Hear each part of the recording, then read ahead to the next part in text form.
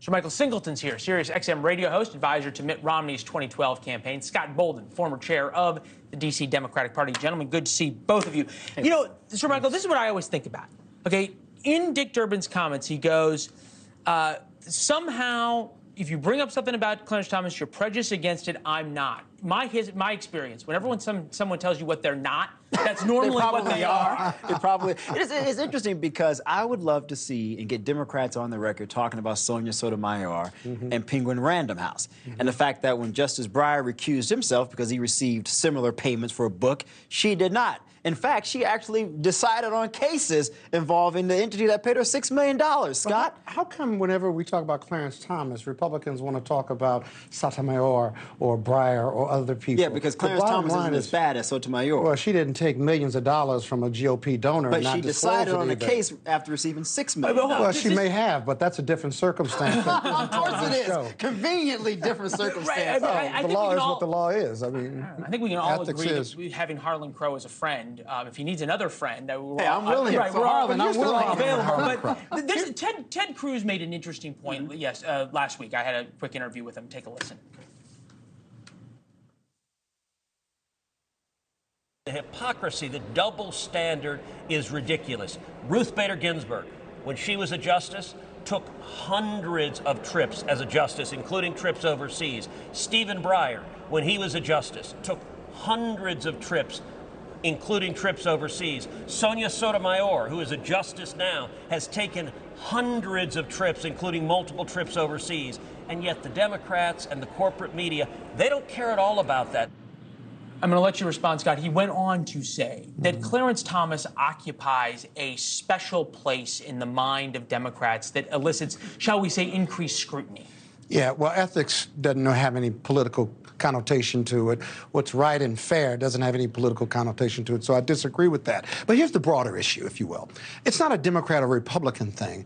If the Supreme Court justices are acting inappropriately or acting badly, there's no one above the U.S. Supreme Court. Somebody's got to regulate them. A voluntary code of conduct, ethical conduct, whether it's the ABA or DOJ, but they've got to self-police themselves. They don't want the legislature self-policing them because the legislature does a good job self-policing themselves. And so where do you go to connote or denote bad acting, or better yet, ethical conduct by the court at the highest court in the land? That's a tough one, but you've got to do it. They have one. I mean, they have a code of conduct. Shermichael, Republicans' response always is that for some reason Clarence Thomas gets way more scrutiny, way more intensity than even somebody like Antonin Scalia, who was equally conservative, or Samuel Alito. Is that a fair? I mean, of course it's a fair point. I think he's an African-American, conservative-leaning judge who typically rules in ways that people would say an African-American should not rule.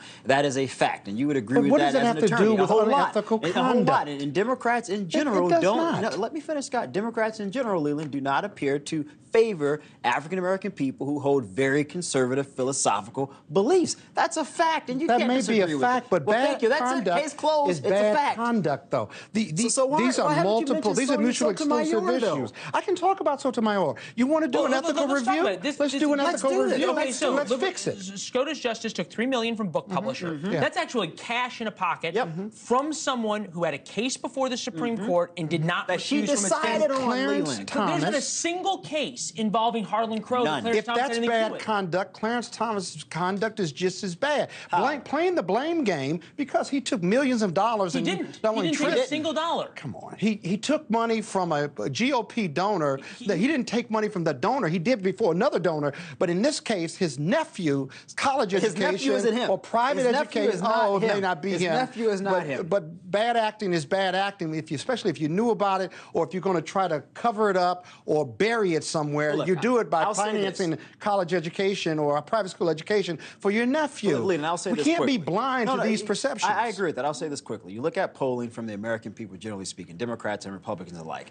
There's extreme concerns about the ethics in Congress, the ethics in the executive, the ethics in the judiciary. We're in Washington. And we are. But I do think Scott raises a very valid point. These entities, these institutions have to figure out a way, Leland, to police themselves in a nonpartisan way where the American people can follow. Are they actually paying attention and listening to the recommendations of a bipartisan non-objective group of individuals. Thanks for watching. Go to newsnationnow.com to find NewsNation on your television provider.